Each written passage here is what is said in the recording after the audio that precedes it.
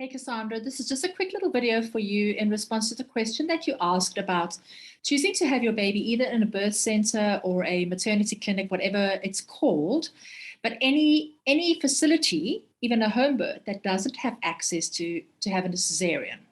And it's a really valid question, and I'm sure that everybody else who has been reading and following this topic is asking exactly the same question. So I want to start off by saying that it is something that we'll be covering in more detail tomorrow night when I chat to Angela, who's going to be talking about home birth, because the same question will come up when you choose to have a home birth. And then the second thing is I'm going to direct you to one of the videos that I've got in one of the courses where I talk about the different types of emergency cesarean section. But to summarize that, any cesarean that is done when your labor has already begun is always called an emergency cesarean section.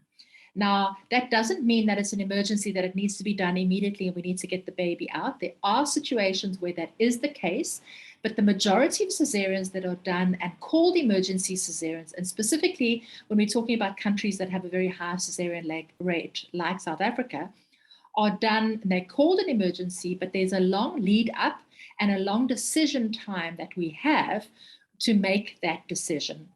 And there are many reasons for it, but the most common one is what we call no progress or slow progress. And obviously there's a very wide definition of what that is, and it depends on many, many things.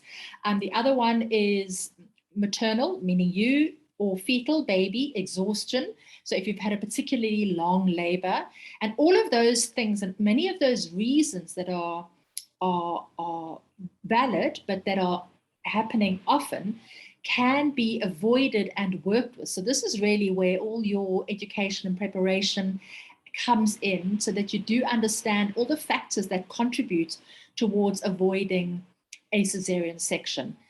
But the points I'm trying to make is that there's usually a lot of time. So I do home births and I work in a freestanding birth unit, neither of which have facilities for a cesarean section.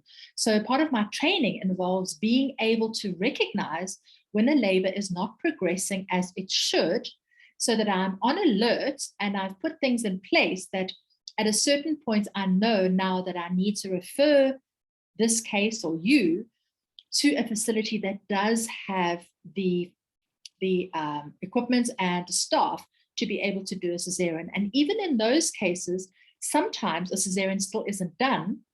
It just means that you're in a place so that if after another hour or two of doing various other things to try and get the labor going, that if a cesarean is required, then that you're able to have one. So there is usually more than enough time for us to make that decision.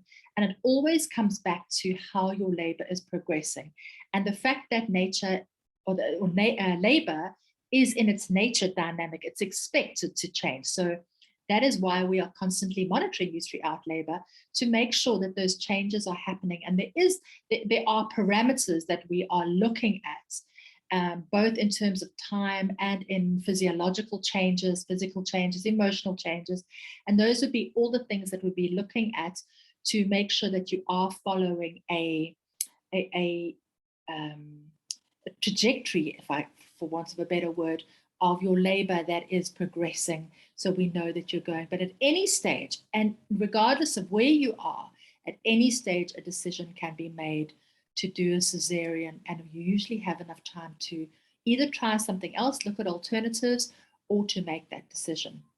And it's a long conversation, and thank you for starting it. There's lots of questions that will arise just out of this video and of subsequent videos, because there's so many things that you can learn about on the way, and that's exactly what this is all about.